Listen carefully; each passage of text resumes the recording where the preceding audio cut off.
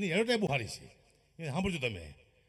હું રમી રમું છું સાહેબ, હું ભાડે રહું છું. પછી મેં મારા મકાન માલિકને શીખડાયું રમી રમતા. અત્યારે હું ને મારો મકાન માલિક બે ભાડે રહી છે, કારણ કે આ તો રમી છે. સાહેબ તમે નહીં માનો, મારા મામાનો દીકરો જ્યારે રમી રમતા શીખો બહુ ગરીબ હતો, એ અત્યારે ભિખારી થઈ ગયો છે. કારણ કે રમી છે. રમવા જેવી વસ્તુ છે જ નહીં આ દુનિયામાં. ને આ સ્ટેજમાંથી મારા દાખલા છે, મેં કોઈ દી આ સ્ટેજમાંથી કોઈને સલાહ ન આપી. કારણ કે આ દુનિયાને સલાહ આપશો તમે દુનિયા મારશે ફેરી ફેરીને. સલાહ કોઈને આપવાની તો એક જ વાર મેં સલાહ આપી આ સ્ટેજમાંથી કે સાહેબ કોઈ દારૂ ન પીતા, દારૂ સારી વસ્તુ નથી સાહેબ, કોઈ દારૂ ન પીતા. તો સવારમાં મને ફોન આવ્યો, ક્યાં તારા બાપનું પીસી કે? મેં તું પેલા ફૂલ થઈ જાઓ, અમારે શું લેવા દેવા?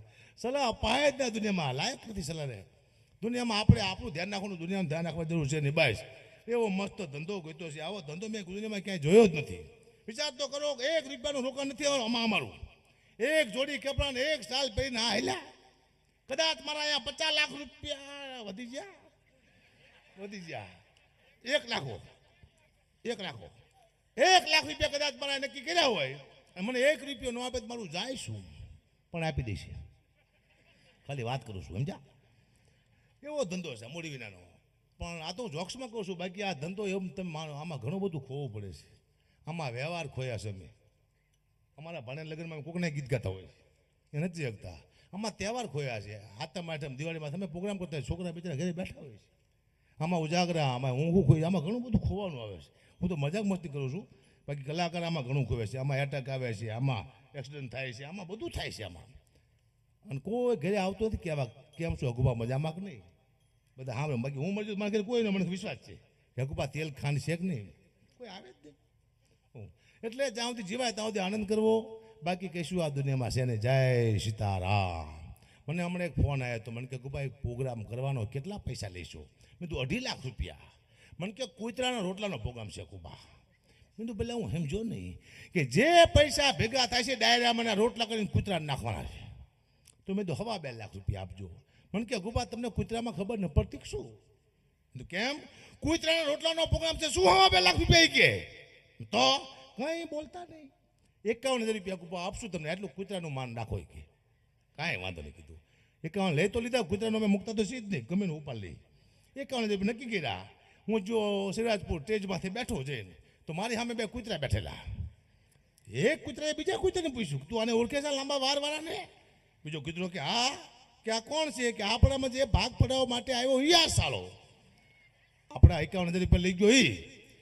પછી મને આપ્યા તે પૈસા 51,000 રૂપિયા. પછી હું ઘઉં, ખાંડ, તેલ, ચોખા, ગોળ આવું લઈને મેં ઘરે આપ્યું. પણ 15 દિવસ સુધી હું મારા પરિવારને બાજ્યો બહુ. એટલે મારું પરિવાર મને કે તમારો સ્વભાવ કેમ કૂતરા જેવો થઈ ગયો છે? કૂતરાનું ખાઈ ગયું એટલે કીધું. કહેવાનો મુદ્દો કોનું ખાવું એ બહુ મહત્વનું બને છે. બધા નહીં ખાઈ જવાનું, તમારો સ્વભાવ બદલી જાય. રાતે 2:30 વાગ્યા પ્રોગ્રામ પૂરો થયો, મને ભૂખ લાગી હતી. કોઈ આ હોટલ હતી નહીં, પણ આશ્રમ આવ્યો બાપુનો. બીજું ગાડી ઉભી રાખો, બાપુ આપણને ઓળખતા છે. બાપુ આયા બહાર. હકુપા આયા ક્યાંથી તમે? બીજું બાપુ ભૂખ બહુ લાગી છે કે રોટલા શાક 13 જ છે કે 2:30 વાગે. બોલો, હું તો બેસી ગયો, મને શાક અને રોટલો આપ્યું. મારી શું ટેવ? રોટલાનું બેટકું મૂકવું, માથે શાક મૂકવું, આમ કરવું. તે બાપુ મને કહે તમે શું કરો? મેં તો બાપુ કૂતરાના ભાગનું કાઢું છું. મને કહે તમે ખાવ કૂતરાના ભાગનું જ છે કે રોટલા સવારે કૂતરાને નાખો ને તમે વહેલા તમને આપાય કે તમે તમારા ભાગનું ખાઈ જાઓ, કોઈના ભાગનું કાઢશો નહીં. પછી મેં નક્કી કર્યું હું કોઈ કૂતરાના પ્રોગ્રામ નહીં કરું. આવા 4-5 પ્રોગ્રામ કરો, હવે મને તો હડકવા હાલે ના. 2-3 કલાક હાવ કરીને બેઠકા ભલે શું વાત કરો, હોય જ નહીં. ના ગામનું નામ મને નરિયા ગામ, હું ઘડી થઈને ભૂલી જાઉં. પાછું કયું ગામ કે નરિયા, પાછું 4 વાર પૂછ્યું ગામ કયું નરિયા એમ. પછી મને ખબર પડી હું કેમ આ ગામ ભૂલી જાઉં છું નરિયા એમ. કારણ કે મારા બાપુએ નરિયા રહેવા જ નથી દીધા ઘરમાંથી, એટલે નરિયા ભૂલી જાઉં છું. નરિયા દુઃખની વાત છે, પણ કરવી પડે. બાપુએ કર્યા મોટું ચોક્સ મારા બાપુના કહું છું. શું કરવા? બીજાના બાપમાંથી મને બિલકુલ ભાષો રહ્યો નથી. આપણું કાંઠો પકડી લઈએ, આપણે બાપુમાં કરીને વાંધો હોય નહીં.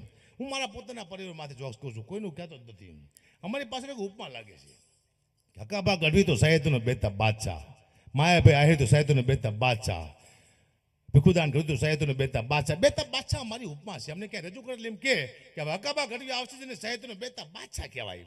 પણ હમણાં હું ગોધરા ગયો, મને અલગ ઉપમા આપી કે હકાબા ગઢવી આવ્યા છે જેને સાહિત્યનો સાંઢ કહેવાય. કે બીજું ભાઈ સાંઢ નો કહેવાય, બાદશાહ કહેવાય.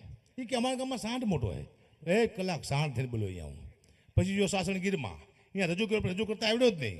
એ કે હવે આપણે હકાબા ઘડીને સ્ટેજ માથે રમતા મૂકી કે બીજું પેલા હું મેરી માનો મોકલો છું, રજૂ કરો ચલાવો, રમતા શું મૂકો છો? દુઃખની વાત છે પણ મારે કરવી પડશે, ભયાનક છે.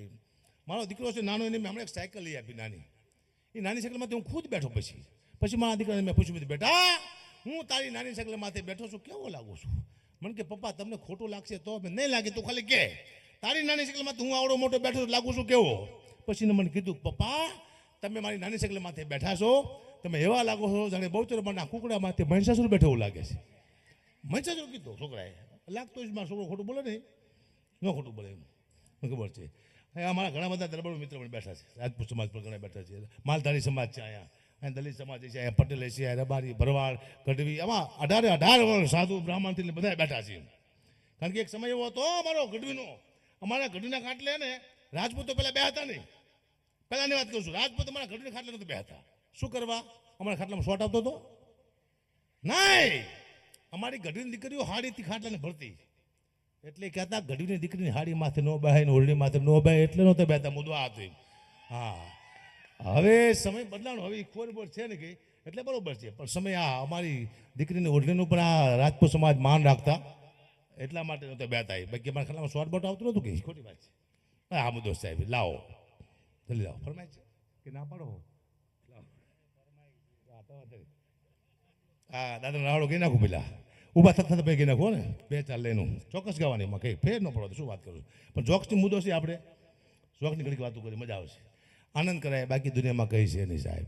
હમણાં અમારા ગામમાં ઓલું રામા મંડળ રમવા આવ્યું, તમે બધે રામા મંડળ જોયું છે. એમાં ભેરવો હોય જાપે તૈયાર થતો હોય, તો અમારા ગામમાં ભેરવો જાપે તૈયાર થતો હતો ને આ બધું તબલા આવી ગયા કે આવે મારો ભેરવો, આવે મારો ભેરવો. ભેરવો ત્યાંથી નીકળ્યો, પણ જાપામાં કૂતરી વિહાણેલી ભેરવાને ખબર નહીં કે સારી જાપામાં કૂતરી વિહાણી છે, અને કૂતરી બારી દીકરી બારી છે ભેરવાને, ભેરવાને બારી છે કૂતરી થાય માએ. તે ભેરવો બિચારો ગામની બદલે સીમમાં ભાઈ ગયો અને વહી ગયો તલાવમાં. એટલા પાણીમાં પેલો હાથમાં કાકડો લઈને કે રામાપીને કહો મને અહીં મારી નાખી સાલી બારી મને કૂતરી મારી નાખશે.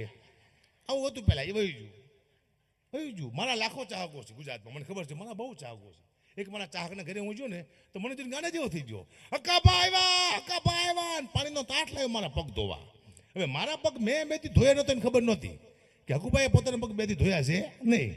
મને કે બાપુ તાસમાં પગ મૂકો. મેં તો કારો મૈજો પગ મૂકો, એટલો બધો પગ કારો છે, બતાવું બતાવી દો મૂકો તાસમાં. એવો કહેશો પાણી થઈ ગયું કાતરા નાગના ઝેર જેવું કારું મહેશ. મેં તો હારો પીશે તો હમણાં મરી જવાનો. પણ એટલો બધો આશિક નહોતો ને કંઈક ઝાડમાં પાણી નાખ્યું, હવામાં ઝાડ બળી ગયું. બોલો સાહેબ, પાણીનું ભોજન કરી નાખે એવા પગ છે, પણ ચાલે છે, આને કહેવાય કૃપા. તમને કાંઈ ન આવડે ને તમારો ધંધો હાલવા માંડે ત્યારે તમારે એમ નહીં માનવાનું કે મને કંઈક આવડે છે. તમને કાંઈ ન આવડતું ત્યારે તમે આગળ વધવા માંડો તો તમે એમ નહીં માનવું કે મને કંઈક આવડે છે. કોઈ શક્તિ છે જે તમને ધક્કો મારે છે. ત્યારે તમારા મા બાપના આશીર્વાદ હોય, પિતૃના આશીર્વાદ હોય, તમારી ગુરુદેવના આશીર્વાદ હોય, તમારા ગુરુના આશીર્વાદ હોય, કોઈક શક્તિ તમને ધક્કો મારે છે. બાકી એમ નથી આવતું.